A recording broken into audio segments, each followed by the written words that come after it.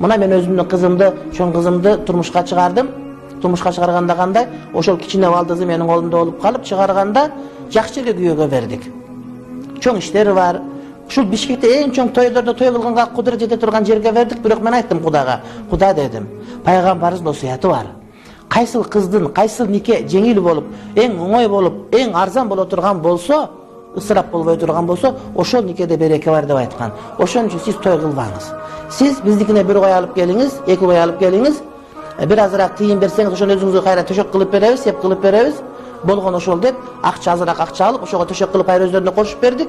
Келген адамдарга эмне кылдык? Ошол койун союп, конок кылып берип, кечинде барып дагы бир коюн жеп, ошо менен бардыгы бүттү. Мына бакыл жашап атышат. Бирок 30 миң, 40 миң доллар той берип, келиндин бир чыны жылуу чайын ичпестен ажырашып кеткендер толтура. Ошон үчүн той максат эмес.